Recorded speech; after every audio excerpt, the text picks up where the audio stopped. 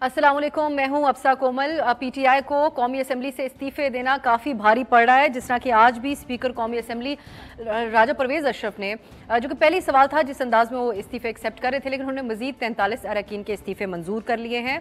45 बाकी थे, जो बाकी दो हैं उन्होंने छुट्टी पे हो गए हुए थे। इसके अलावा जो पीटीआई की तरफ से इसके ऊपर सख्त मौक़िफ़ तो ज़रूर है, लेकिन अब जब हम यहाँ पर इस्तीफ़े मंजूर होते हुए देखते हैं तो अब वो मुस्तकबिल में जो कौमी निगरान सेटअप था उसके बनाने के सिस्टम से आउट हो चुके हैं। तो इस वक्त बहस है सियासी तौर पे ये कि ये स्पीकर साहब के जानिबदाराना इक़दामात हैं या फिर ख़ुद पीटीआई की तरफ से जो अंदाज़ अपनाया गया कौमी असम्बली से निकलने का, ये उसी का जो है वो खमियाजा उनको भुगतना पड़ रहा है। जिस तरह कि हमने कल भी इसके अराउंड डिस्कशन की थी, लेकिन अब आज क्योंकि स्पीकर साहब की तरफ से ये जब इस्तीफे एक्सेप्ट किए गए हैं तो एक बहस ये भी है कि कहीं मिल बैठ के पीटीआई के साथ अपने वक्त पर पूरे मुल्क में इकट्ठे इंतखाबात के रास्ता तो नहीं बनाया जा रहा। दूसरी तरफ है जो निगरान सेटअप का दूसरा सेटबैक पीटीआई के लिए, उसमें मोहसिन नकवी साहब उनके हवाले से जो ये क्योंकि अपोजिशन के नामजद करदा थे, इनके हवाले से इमरान खान साहब के खदशात इस कदर हैं कि वो जो अमरीकी साजिश थी जिसके अंदर बाद में उन्होंने कहा कि जनरल बाजवा ने यहाँ से उनके आलाकार बने, अब वो कहते हैं कि मोहसिन नकवी का किरदार बहुत ही मेन था इसके अंदर। तो इस हवाले से भी बहुत तंज किया जा रहा है कि क्या ये बात अब उनके सबसे बड़े अपोनेंट क्या मोहसिन नकवी साहब बन गए हैं अमेरिका से होते होते। तो आज जो है पीटीआई की तरफ से इलेक्शन कमीशन के दफातर के बाहर लाहौर में एहतजाज किया गया। इमरान खान साहब ने एहतजाज की कॉल दी हुई है। तो अब क्या एहतजाज से कुछ हासिल होगा या फिर कौमी असम्बली और दोनों सूबों के जाने से मामलात पीटीआई के हाथ से निकल चुके हैं। दूसरी तरफ पीटीआई का बयानिया रिवाइव करने की कोशिश है, जो कि बज़ाहिर लगता है एक नाकाम कोशिश ही है, लेकिन उनकी तरफ से जो लाहे अमल बनाया गया है वो है कि अब जो है वो साबिका इस्टेब्लिशमेंट, उस वक्त की आर्मी चीफ, उस वक्त की जो अदलिया थी, उनके ऊपर तनकीद करेंगे। तो उनको क्या इस हवाले से ये जो इमरान खान एक बयानिया अपनी तरफ लेके जा चुके हैं एंटी इस्टेब्लिशमेंट, वो कुछ हासिल कर पाएंगे? और मरियम नवाज इस सिलसिले में जब वापस आएंगी, क्योंकि पार्टी के अंदर बहुत ज़्यादा डिवीजन है इस वक्त पीटीआई PMLN के अंदर भी, इसमें हमारी बात होगी। और तीसरी तरफ निगरा सेटअप के बाद जो खदशात इमरान खान साहब के हैं, ख़ास तौर पे उसके हवाले से हमारा जिक्र रहेगा प्रोग्राम में। मेरे साथ इस्लामाबाद स्टूडियो में अली नवाज अवान साहब मौजूद हैं, तहरीक इंसाफ रफ़ीक रजवाना साहब हमारे साथ हैं, मुस्लिम लीग नून के रहनुमा और साबिक गवर्नर पंजाब, और मुनीर फारूक साहब को भी खुसूसी तौर पर आज के प्रोग्राम में हमने दावत दी है, उनसे उनका तज्ज़िया हासिल करेंगे। स्पीकर के इक़दाम कितना आइनी और गैर आइनी था, अखलाकी एतबार से तो एक बहस रहती है, उस पर आपसे ख़ास तौर पर बात होगी। आप तीनों का बहुत बहुत शुक्रिया। आवान साहब आपसे आगाज़ करूँगी।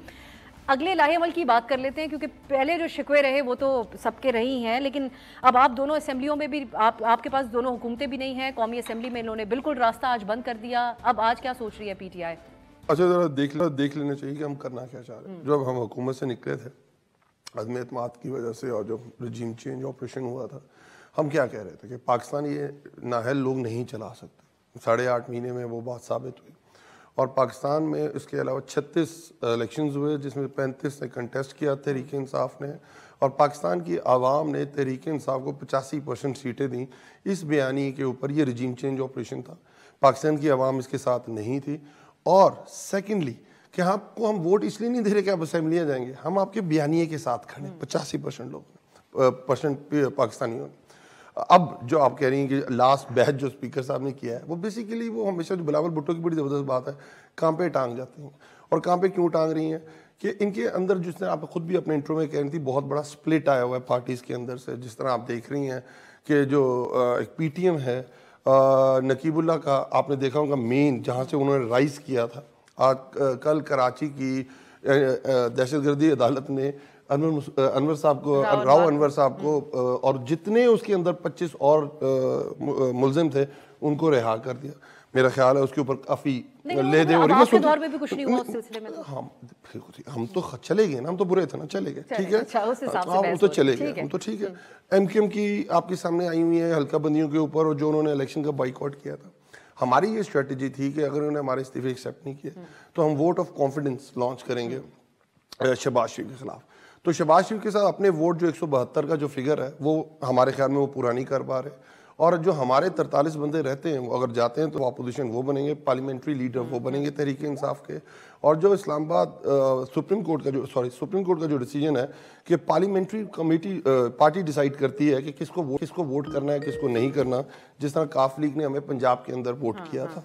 तो अगर हमारे ये लोग चले जाते, पार्लियामेंट्री पार्टी का हेड हमारा बंदा हो जाता, तो वो लोटे सामने आते, नाहल हो जाते, वो वोट ना दे सकते। और तो शहबाज शरीफ सोचा जब असेंबलियों से इस्तीफे दिए थे, हम तो ये कह रहे थे, बिल्कुल ठीक बात है, हम तो यही कह रहे थे, तो जमहूरी निजाम, बिल्कुल ठीक बात है, हम तो यही कह रहे थे कि जब हमने इस्तीफों का ऐलान किया था तो तमाम लोग इस्तीफे देंगे, पर कुछ लोग ढीठ होते हैं, उनको शर्म हया नहीं होती है कि जिस पार्टी का टिकट लिया हो उसके खिलाफ वो खड़े हो जाते हैं और बाद में लीडर ऑफ अपोजिशन भी बन जाते हैं और कहते हैं हमने तरीके इंसाफ का टिकट भी नहीं लेना, बट हम लीडर ऑफ अपोजिशन है। इस तरह कुछ होते हैं, हर पार्टी के अंदर होते हैं, हमारी पार्टी के अंदर है।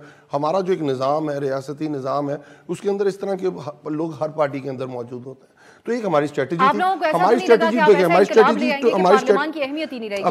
बिल्कुल नहीं है, रबर स्टैंप है ना। देखें क्या होता है आपकी पार्लियामेंट में, होता क्या है आपकी पार्लियामेंट में, होता क्या सुने, आपकी पार्लियामेंट में 8.5 महीने में क्या हुआ है? 8.5 महीने में ये हुआ 1100 अरब रुपए के जो नैब रेफरेंसेस थे वो खत्म करने की नैब के अंदर लेजिस्लेशन हुई।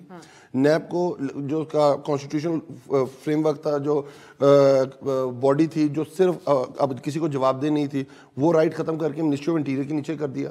ईवीएम खत्म की गई, ओवरसीज पाकिस्तानीज का वोटिंग राइट खत्म किया गया। इसके अलावा पार्लियामेंट के अंदर तो यही होता है, ये रकम मर गया, इसके लिए दुआएं करें, इनकी मगफरत करें, इनका ये करें। इसके अलावा तो रबर स्टैंप है। हमने एक स्ट्रेटेजी दी और देखिए स्ट्रेटेजी के 2 टाइप्स। अगर ये हमारे इस्तीफे एक्सेप्ट नहीं करते, पार्लियामेंट्री पटरी में हम आ जाएंगे, वोट ऑफ कॉन्फिडेंस। अगर ये कर लेते हैं तो हमारे सारे इस्तीफे हो जाएंगे जो 8.5 महीने से लटकाए हुए हैं। हम तो ये कहते हैं कि नाहल इलेक्शन कमीशन जो अभी तक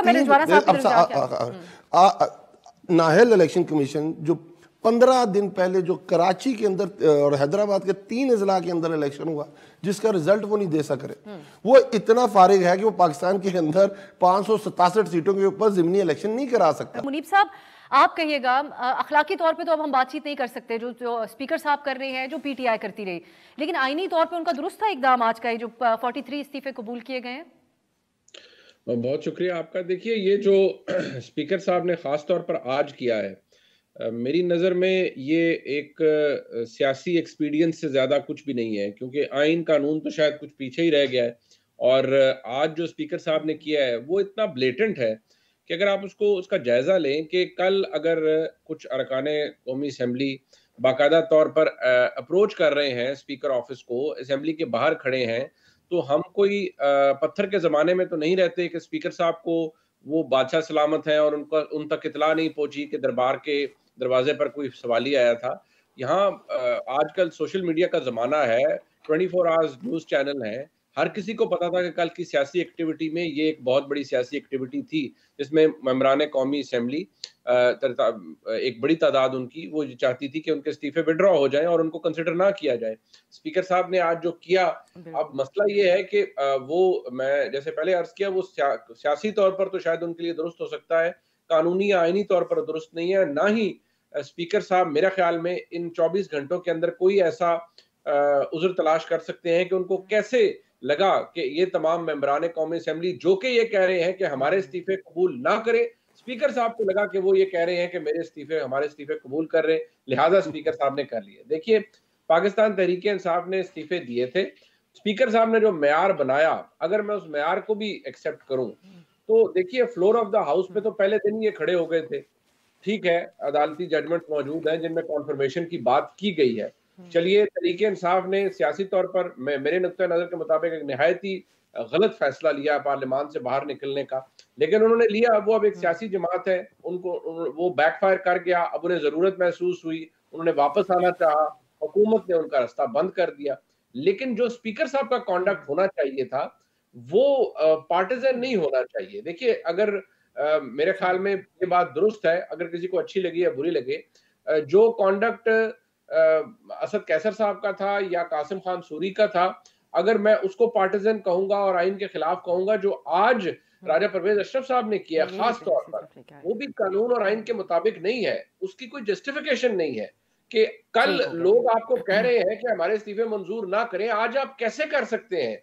और इलेक्शन कमीशन को आज मुलाकात नहीं भी हुई तो पैगाम जा सकता, क्योंकि उसके पास इख्तियार ही नहीं है। जब स्पीकर ने इस्तीफे मंजूर कर लिए तो उन्होंने डीनोटिफाई करना है, वो एक अलग चैप्टर है। लेकिन कम से कम इन 43 इस्तीफों को लेकर पाकिस्तान तहरीक इंसाफ को अदालत में जरूर जाना चाहिए कि ये तो रिकॉर्ड के ऊपर है कि वो कह रहे हैं कि हमारे इस्तीफे मंजूर ना करें, तो ये इस्तीफे मंजूर हो कैसे सकते हैं। ब्रेक की तरफ जाते हैं, वापस आएंगे तो इमरान खान साहब का भी जो मौकिफ है और नून लीग जो करना चाह रही है अब अपने बयानिए के साथ, उसका जिक्र होगा।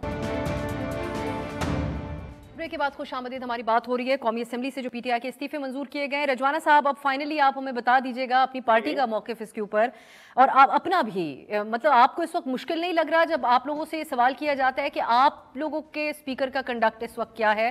पीपल्स पार्टी के हैं, लेकिन जो मामला चल रहे हैं उस पर राना सनाउल्लाह साहब के बयानात को अगर देखा जाए, एक पैटर्न है पूरा केयर टेकर के ऊपर। बज़ाहिर ऐसा नजर आया कि आप लोग चाहते ही नहीं थे कि इत्तेफाक हो।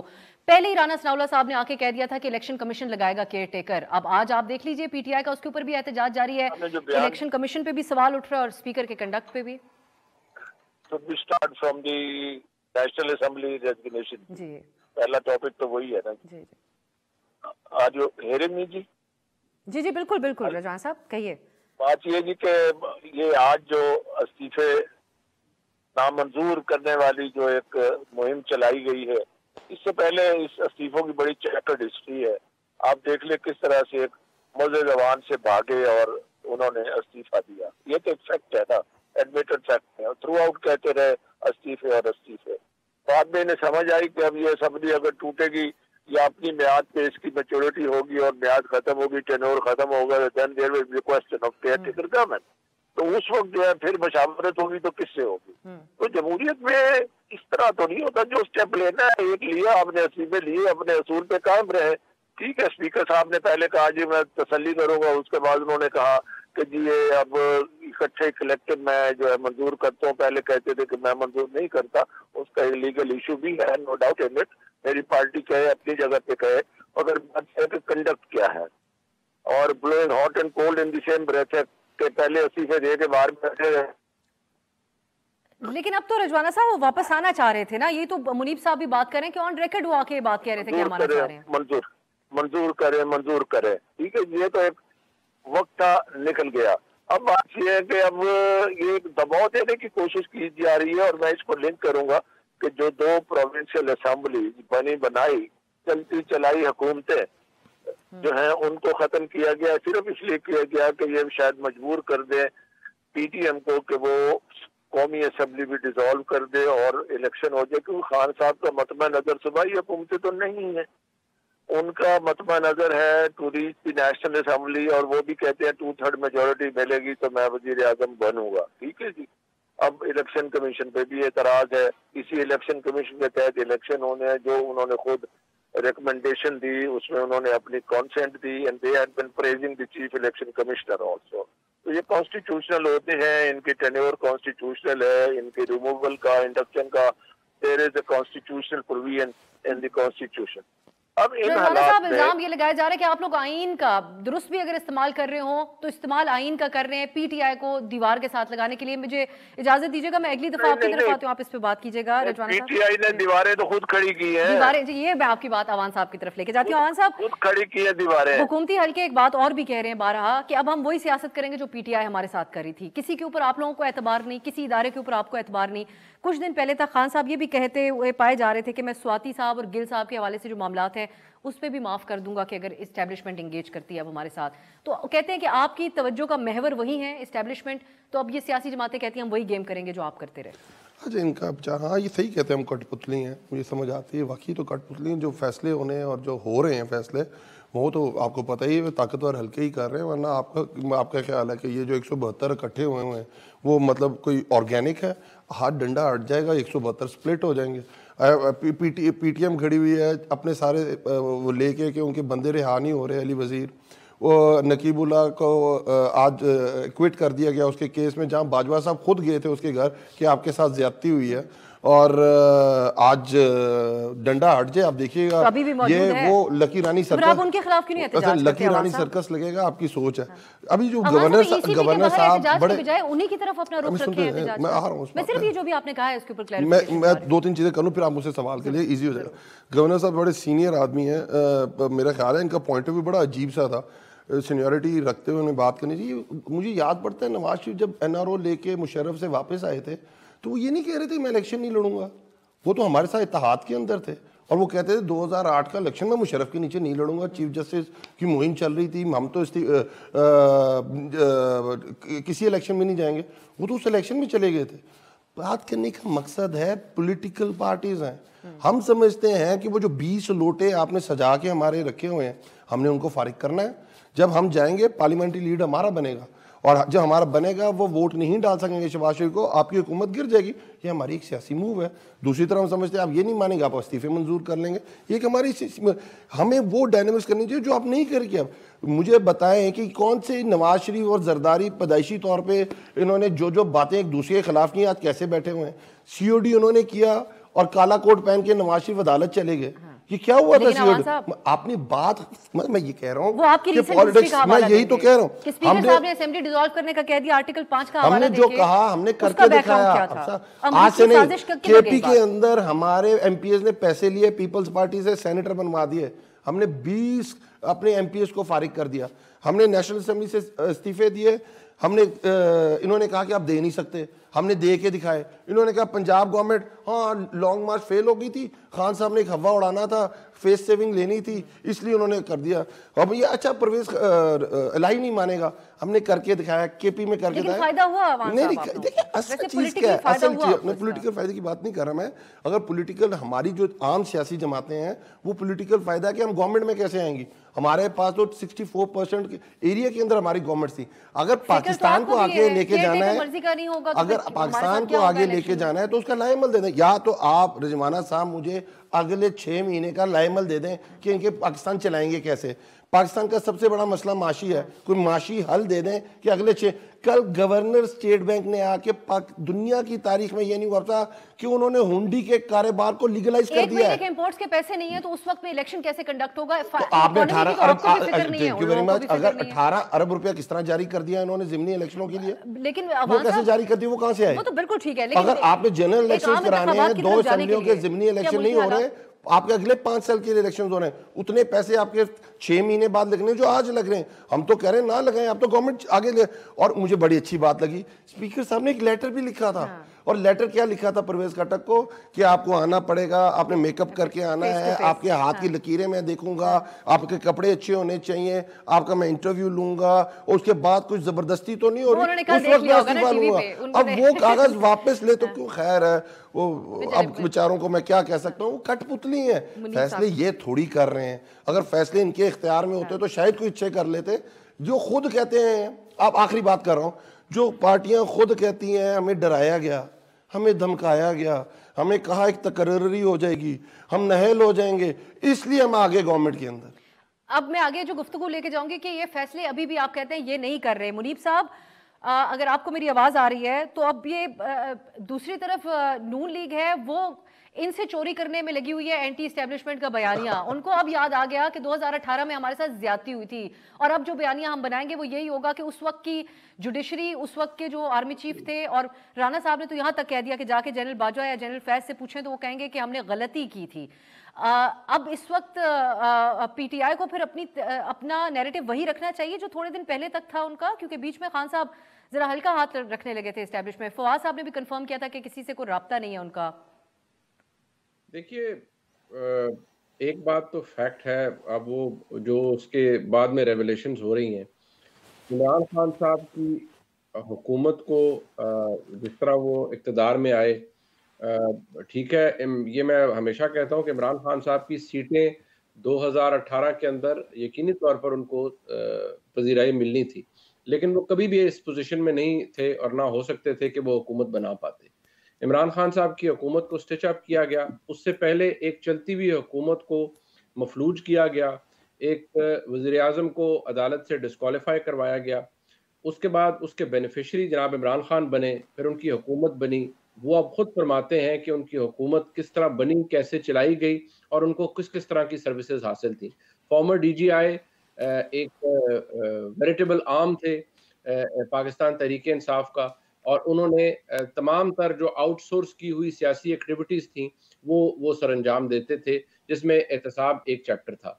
लिहाजा ये फैक्ट ज़रूर मौजूद है कि इमरान खान साहब की हुकूमत को बाकायदा तौर पर एक सपोर्ट हासिल थी। हाँ, हमारे मुल्क के अंदर जो तब्दीलियाँ होती हैं हुकूमतों की, वो सियासी जमातें कम होती हैं और वो गैर सियासी मामला ज़्यादा होते हैं।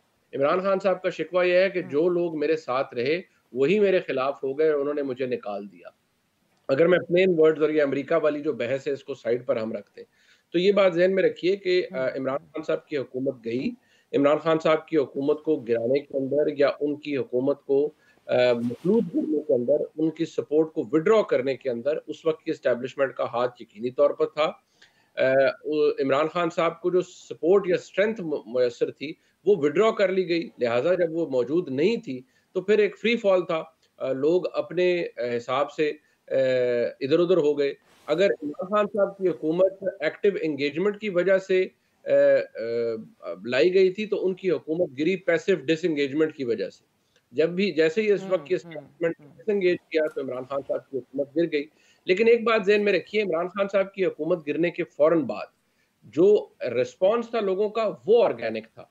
लोग अगर सड़कों पे निकले, तो वो इमरान खान के लिए निकले, ये बात फैक्ट है और ये मेरे ख़्याल में किसी को झुठलानी नहीं चाहिए। हाँ, इमरान खान साहब ने अपनी सियासी फैसले बहुत सी चीज़ों के अंदर उनके तज़ादात से भरी पड़ी है उनकी सियासत।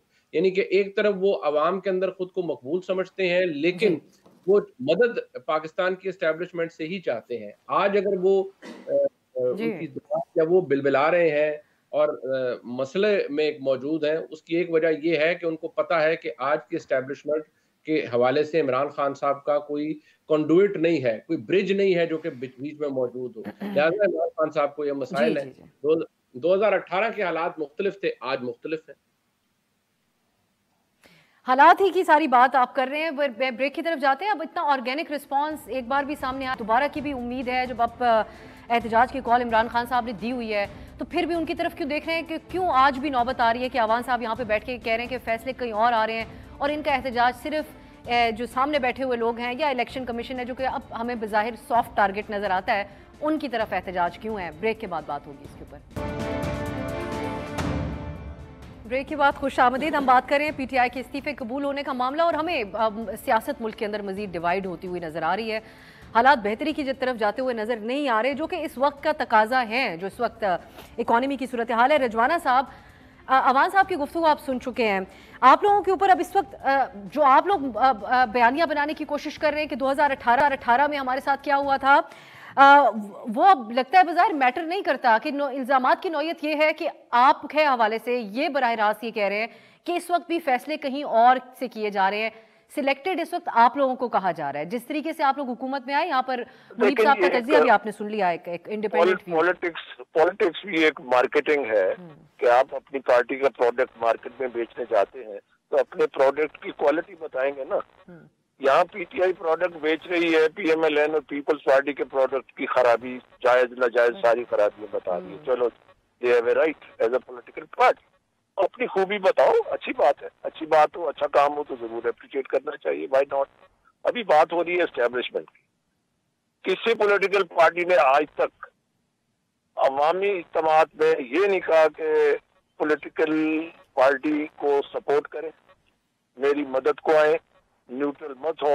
बड़ी लंबी तफसील है, उसमें जाने की जरूरत नहीं है, लोग जानते हैं। मेरा मकसद क्रिटिसाइज करना नहीं है, एज अ स्टूडेंट पॉलिटिक्स में ये बात कर रहा हूँ कि पॉलिटिकल लीडर्स जो हैं और पॉलिटिकल पार्टीज, अगर वो एस्टेब्लिशमेंट की तरफ देखना और उसकी मदद लेना, irrespective of any political party, बंद कर दें, घर बैठ के फैसला कर लें कि भाई अपना अपना इलेक्शन लड़ेंगे और हमने मिलकर पार्लियामेंट को चलाना है और अपोजिशन का रोल मौसर तरीके से अदा करना है, जैसा कि उस वक्त चाहिए था आदम एतमाद के बाद। उस पर ला के इतराज हो गया जी, वो साइफर था, फला था। चलो, उस पर भी बहस लंबी हो सकती है, मगर इस वक्त तमाम ये सारी चीजें सुन सुन के तंग आ गए। मेरे से बात करेंगे, मैं कहूँगा पीटीआई खराब है और पीटीआई के, लेकिन रजवाना साहब, लेकिन जो प्रोडक्ट की आप बात कर रहे हैं, बजाय अब आप लोग इनकी प्रोडक्ट बेचना चाह रहे हैं जो इमरान खान साहब ने अभी बनाई। नहीं, अगली सुने।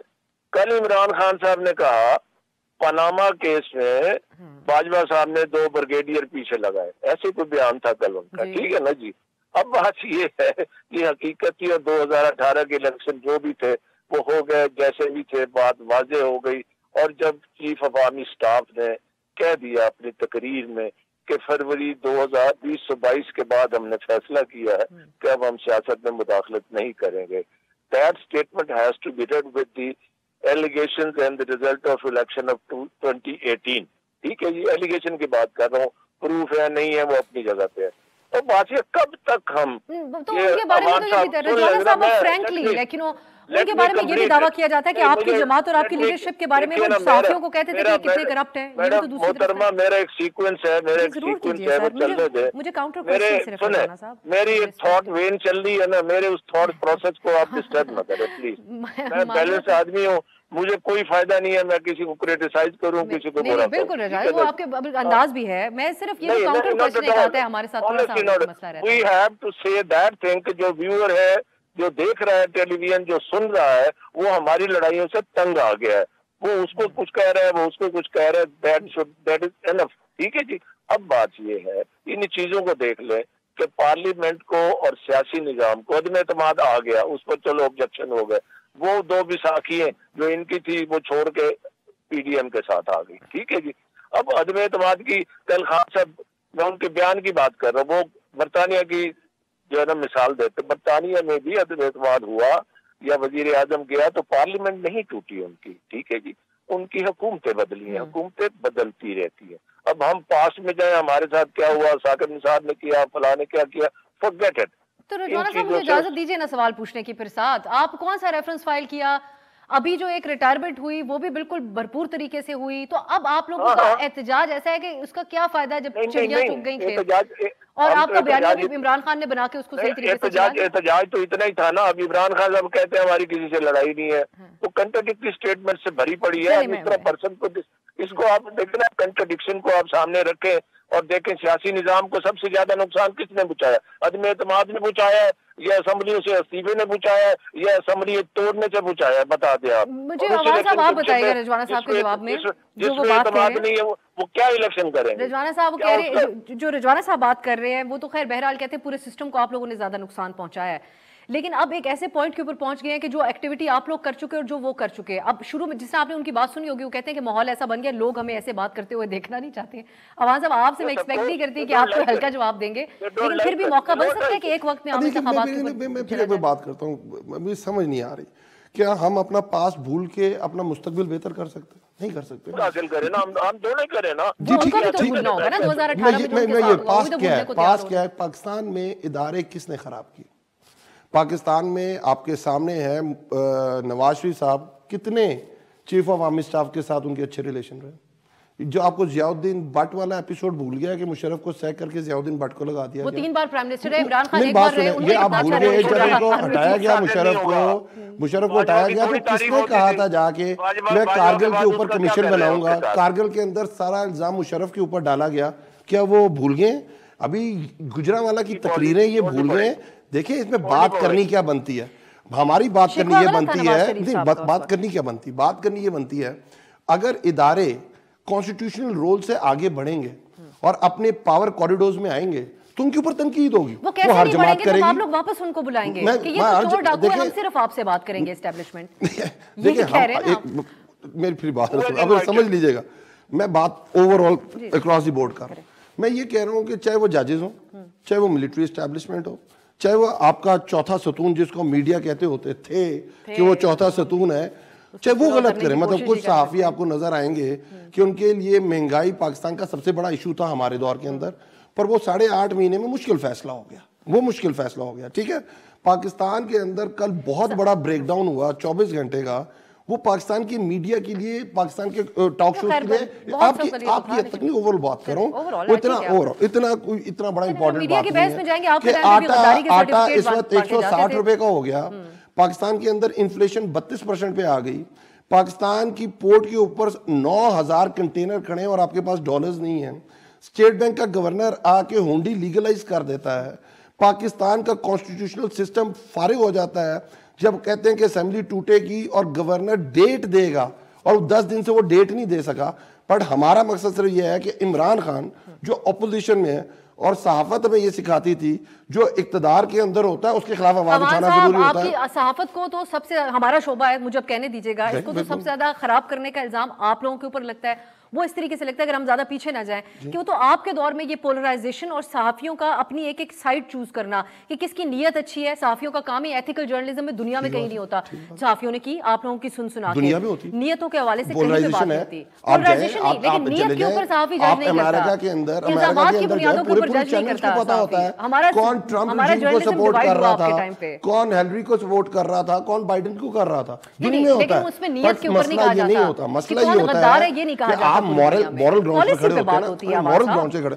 अगर मॉरल ग्राउंड के ऊपर 4.25 साल में महंगाई सबसे बड़ा इशू था, वो मॉरल ग्राउंड आज कहाँ गए? मैं तो सिर्फ ये सवाल कर रहा हूँ आज भी, लेकिन देखते हैं आप, अगर इन्फ्लेशन 16% पे ज्यादा है, वो 32% पे ज्यादा क्यों नहीं है? हम ये कह रहे हैं, मेरी बात सुनिएगा, अगर हमारा मॉरल ग्राउंड सेम है, जो टेररिज्म के खिलाफ इमरान खान की आवाज थी वो गलत थी, और आज वो जो आवाज है वो ठीक हो गई है, वो क्यों मॉरल ग्राउंड्स कहाँ है? हम तो मॉरल, आप साइड ले सकती हैं, आप बायस रख सकती हैं, और ये रखना है। नहीं, आप जब तजिया निगार के तौर पे पेश होंगी, जब आप तजिया निगार के आप एक अपना तजिया बायस रख के ही देंगी, आप जिसको ठीक समझेंगी। मैं ये नहीं कह रहा कि वो कोई पेड किस्म का तजिया होगा, हम ये कह रहे हैं आप एक आपके अमूमी हालात हैं, उसके ऊपर आपका एक तजिया है, और आप वो बायस हो सकता है, उसमें कोई बुरी बात नहीं है। पर कुछ चीजें जब कुछ अरसा पहले तक गलत थी, वो ठीक कैसे हो गई? अगर आप स्पेसिफाई कर दें कि किन लोगों की बात स्पेसिफिकली हो रही है, लेकिन ओवरऑल बात करो, नाम लेने चाहिए। नहीं, बिल्कुल आप नाम मत लीजिए बेशक, लेकिन यह है कि जाते दोनों तरफ हमें ये हाल ही नजर आया था। इंडिपेंडेंटली ऑब्जर्व हम आपके दौर को कर रहे थे, और उस वक्त क्या कुछ नहीं हो रहा था। देखिए नहीं हो सकता। तो मुझे ब्रेक लेनी है अमान साहब, लेकिन ये कहते हुए, क्योंकि ये हमारा सब्जेक्ट है, ये कहते हुए कि हमने ऑब्जर्व किया आपका दौर भी और रख रहे हैं, उस वक्त भी जो सब्सिडीज जाते जाते खान साहब दे गए थे, उसको बहुत सारे लोगों ने जबरदस्त मास्टर स्ट्रोक कहा, असेंबलियों से निकलने को भी कुछ सहाफियों ने कहा, और आपके दौरे हुकूमत में भी अगर सहाफियों पे हमले होते रहे, कुछ होता रहा, तो उन सहाफियों को गद्दार कहा, वो भी गलत है, और अब जो हो रहा है वो भी गलत है, अगर कोई पॉइंट आउट नहीं कर रहा है। एक ब्रेक की तरफ अवान साहब से मजीद तीनों मेहमानों से बातचीत होगी एक ब्रेक के बाद। ब्रेक के बाद खुश आमदीद। हम बात कर रहे हैं इस वक्त सियासी मंजरनामे के ऊपर जो मामलात हैं। पीटीआई को ये शिकवा है कि उनको दीवार के साथ लगाया जा रहा है हर तरीके से। मुनीब साहब, ब्रेक से पहले अवान साहब बहुत ज़्यादा शिकवा कर रहे थे मीडिया से, आप हम मैं और आप इसका हिस्सा भी हैं, बड़े सालों से कवर करते आ रहे हैं पीटीआई की सियासत को बिलखुसूस। क्या मीडिया ने पीटीआई दौरे हुकूमत में ज़्यादा टफ टाइम दिया इनको, और अब नहीं टफ टाइम दिया जा रहा? आपकी अपनी ऑब्जर्वेशन क्या है इस बारे में? मेरा नहीं ख्याल कि आज की हुकूमत के गले में कुछ फूलों के हार पहनाए जा रहे हैं। आज की हुकूमत की जो नाअहली थी या नाअहली है एज वी स्पीक, या जिस हिसाब से भी, अब कल आप देखिए जो एक ब्लैकआउट हुआ है, इस हुकूमत का एक दूसरा ब्लैकआउट है। तो मैं सारे मीडिया के बिहाफ पे तो नहीं बात कर सकता, लेकिन मैं कम से कम अपने प्रोग्राम, अपने चैनल के हवाले से तो ये जरूर कह सकता हूँ कि कल के प्रोग्राम मैंने अपने चैनल और अपने प्रोग्राम के हवाले से मुनीब की हद तक बात एग्री कर लेता हूँ मैं। बाकायदा तो एहसन इकबाल साहब का क्लिप चलाया, जिसके अंदर वो फरमा रहे थे कि जब पीटीआई के दौर में हुआ था कि बड़ी नाअहली है और आप इस्तीफे दे दें और आप लोग ये नहीं संभाल सकते, ये मोबाइल रिबूट करने के काम नहीं है। तो मैंने तो बाकायदा तौर पर वो चलाया और बात भी मौजूद है। लेकिन ये कोई भी जमात हो या अगर उस हिसाब से देखा, मेरे ख्याल में ये वही वाला काम है जो एक ज़माने में मुस्लिम लीग नून, अगर आप देखें लेट 80s की बात देखिए, तो उस वक्त ये काम पीएमएलएन करती थी, अखबारों को डिक्लेरेशन वापस कराने, अखबारों के मालिकान के ऊपर हमले करवाने या उनका नातका बंद करना, उनको हरास करना, उनको एक्यूज करना। इमरान खान साहब ने तो ये शौक बड़ा अरसे से पूरा किया है। अब मसला ये है कि हमारे मुल्क में डिवीजन इतनी बिटर हो चुकी है कि ये भी मैं समझता हूँ बड़ी तकलीफदेह बात है जब इमरान खान साहब कहते हैं कि फलाना सहाफ़ी जो हमारी हिमायत वाला है, फलाना सहाफ़ी जो हमारे मुखालिफ है। ये बड़े खुल के ये अल्फाज होते हैं, ये तो दिस इज नहीं होना चाहिए, ये नहीं होना चाहिए। मैं समझता हूँ बुनियादों के खिलाफ है ये जर्नलिज्म की। तमाम सियासी कायदीन को बड़े ही जितने भी सवालात हैं, सख्त सवालात हैं, उनका सामना करना चाहिए, खुश दिली से करना चाहिए। फैन क्लब इंटरव्यूज ना किसी सियासी जमात के लीडर के लिए अच्छे होते हैं, ना उस सियासी जमात के लिए अच्छे होते हैं कि आप पुश अप इंटरव्यूज करते रहें जहां पर आप कोई अगले को सख्त बात ना कहें या उसको किसी बात के लिए अकाउंटेबल या आंसरेबल ना ठहराएं। अभी क्योंकि ब्रेक में अली नवाज अमान साहब बात कर रहे थे तोशा खाना की, तो तोशा खाना के हवाले से पाकिस्तान के जितने वज़राए आज़म रहे हैं, उन सब की तमाम तर तफसीलात एक एक को 1-1 रुपए का हिसाब देना चाहिए। लेकिन वो तरीकाकार पाकिस्तान तहरीक इंसाफ को कम से कम नहीं अपनाना चाहिए जो कि बाकी जमातें अपनाती थी कि पहले आप फलाने से पूछें, भैया आप अपना तो जवाब दें। इस तरह कोई भी सियासी जमात हो, उससे अगर ये सवाल पूछा जाता है कि जी आप जरा इस चीज का हमें हिसाब दें, तो वो आगे से जवाब देता है जी पहले वो अपना बताए ना, वो क्या कर रहा है, या उसके बयान के अंदर या उसकी बयानिए के अंदर या उसके जो जवाब है उसके अंदर कितना झोल है। लिहाजा ये मैं समझता हूँ कि बड़ा मेरे लिए तो बड़ा फ्रस्ट्रेटिंग है कि पाकिस्तान के मुंतखब अरकान कौमी असम्बली, इतने बड़े बड़े लीडर्स, इतनी बड़ी बड़ी फॉलोइंग, लेकिन वो इतने पेटी मामलात के अंदर खुद को उलझा लेते हैं कि अवाम में तो चले डिवीजन होना, किसी एक जमात को पसंद करना, किसी एक जमात को नापसंद करना, किसी एक का ज्यादा वोट लेना, किसी एक का कम वोट लेना, तो अपनी जगह पर है। लेकिन खुद लीडर्स का ये कहना कि नहीं फलाना हमारा हिमायती सहाफी है और फलाना हमारे मुखालिफ सहाफी है, तो यही तो सबसे बड़े। और जिस तरह मुनीब साहब आप कह रहे हैं, मैं अवान साहब की तरफ ये बात लेके जाती हूँ, वक्त भी हमारे पास उस हिसाब से कम है। अवान साहब, हायर मॉरल ग्राउंड आप लोग पाकिस्तान के यूथ को बताते थे हम आएंगे, 100 दिन का टाइम दे दें, हमें वो भी वक्त याद है और हमने दिया 100 दिन का टाइम आपको। उसके बाद भी कुछ सवाल किया तो उसके ऊपर तनकीद, पैका का कानून बना, डिजिटली लोगों को रोकेंगे, किसी के ऊपर इल्जाम ना लगा सकें। बाद में शुक्र अदा किया क्योंकि आपके हक में जो सहाफ़ी जिस तरह मुनीब साहब जिक्र कर रहे हैं उन्होंने किया तो उस तरह की कार्रवाई नहीं हो सकी, वो तो शुक्र है इस्लामाबाद हाई कोर्ट ने उसको रिवर्स कर दिया। अब भी आप नताइज की धमकी दे रहे हैं, आपकी जमात इलेक्शन कमीशन को भी धमकी दे रही, गवर्नर्स तक को भी धमकी दे रहे हैं, तो कुछ अंदाज होता है इस किस्म का आप लोगों का? हम तो उस पर भी मौका दे देते हैं, उस पर भी मजीद एलैबोरेट करने का टाइम देते हैं। अच्छा, मैं अब थोड़ा मुनीब बेचारा, मैं मुनीब बड़ा अच्छी मेरा दोस्त भी है, अब मुझे मुनीब खुद बता दे, मैं इसके शो की बात नहीं करता, ये तोशा खाना वो घड़ी चल रही थी ना, टिक टिक टिक टिक टिक टिक, कभी कोई दुबई से लॉन्च हो गया था, इसने घड़ी खरीदी है। अच्छा, फिर यहाँ सुने यहाँ उस दुकान के ऊपर चले गए जी, इसने खरीदी है। मुझे बताएं वो रुक क्यों गई है घड़ी? वो तो खैर अब जिनके हवाले से आप कह रहे हैं वही, नहीं वो रुकी क्यों है? हमारे वो पास इसलिए रुक गई है, वो इसलिए रुक गई है, देखिए गलत है। इमरान खान साहब ने इलेक्शन कमीशन के अंदर पूरी डिटेल्स जमा कराई हैं। किसी जमात के लीडर ने तोशाखाना से ली हुई चीजों की डिटेल अपने रिटर्न्स में जमा नहीं कराई है। अभी अदालत के अंदर सुने, अभी अदालत के अंदर लाहौर हाई कोर्ट के अंदर उन्होंने जवाब जमा कराया है कि 2015 में हमने ये कहा था कि ये चीज कॉन्फिडेंशियल रहेगी। आपको पता है नैब के अंदर जो केसेस चल रहे थे तोशाखाना से रिलेटेड, उन्होंने नैब अमेंडमेंट्स करके पर्सन स्पेसिफिक करके वो तो किसका काम है उठाना? मीडिया का काम है। हम तो अगर आप इमरान खान का उठा रहे हैं तो आप दूसरी तरफ क्यों नहीं बता रहे? मुझे बताइए, इनका एक प्रोग्राम होता है, इनका एक प्रोग्राम होता है शाहजेब खानजादा का, मुनीब बैठा मैं इसकी बात कर रहा हूँ। मुनीब मेरी बात सुन ले, मुनीब मेरी बात तो सुन ले, मुनीब मेरी बात सुन लो, मुनीब यार मुनीब दिल पे नहीं लेना, मुनीब दिल पे नहीं लेना। अच्छा ये एक कंटेनर नहीं आया, हमाद अजहर पे काउंटडाउन शुरू हुआ था, रिवर्स काउंटडाउन। इतने दिन हो गए एक कंटेनर एलएनजी का नहीं आया, 2 दिन हो गए एलएनजी का कंटेनर। अब मुझे बताए इस्लामाबाद के अंदर गैस की लोड शेडिंग हो रही है, कितने कंटेनर शॉर्ट है मुझे बताइएगा। तीसरी तरफ आ जाते हैं, इतना अच्छा चैनल है इमरान खान, चले इंटरव्यू तो देता है सबको, आप अपने पसंदीदा लीडरों से इंटरव्यू ही कर लें। आप छोड़ दें सोहेल वड़ाई टाइप इंटरव्यू, आप इंटरव्यू ही कर लें। कोई आपको इंटरव्यू देने का, सबको इंटरव्यू देते हैं आजकल, वो मीटिंग्स कर रहे हैं ज़मान पार्क में अक्रॉस द बोर्ड सबसे, सबको कल उन्होंने दिया, जैस्मीन को दिया, कल जैस्मीन को इंटरव्यू दिया। आपको नहीं पता तो एक अलग बात है, नहीं अब जैस्मीन को दिया, मैं आपको बता रहा हूँ। आप जाए क्यों नहीं कामरान शाही को, जब वो गवर्नमेंट में थे उस वक्त भी इंटरव्यूज देते थे। अब भी आप मुझे बता दें शहबाज शरीफ, नवाज शरीफ, मरियम के कितने इंटरव्यूज किए? ये तो अब आपको पता है जो कमजोर नब्ज है उसके ऊपर आप कितने इंटरव्यूज किए? वो इंटरव्यू नहीं देते, वो जवाबदेही नहीं समझते अपने आप को। और आप मुझे बताइए, और आपने कहा पीका लॉ हम लेके आए थे? आवाज साहब, ये अब आप मीडिया के ऊपर जो लेके जा रहे हो, हवाई जो बातें हो रही हैं, you must have some knowledge, आप you must have some knowledge। आप पीका लॉज हम नहीं लेके आए थे, हमने, मैं समझता हूँ अगर मीडिया ने आगे जाना है तो पीएमडीए बननी चाहिए पाकिस्तान के अंदर, पाकिस्तान के अंदर अथॉरिटी बननी चाहिए। अगर नहीं, नॉट एट ऑल, उसके अंदर बहुत सारी गलत चीजें हो सकती हैं, इसीलिए कमेटी बनाई गई थी मालिकान की कि वो अपनी सारी इसके अंदर चीजें पेश करेंगे और जो अमेंडमेंट्स मांग रहे हैं हम दे देंगे।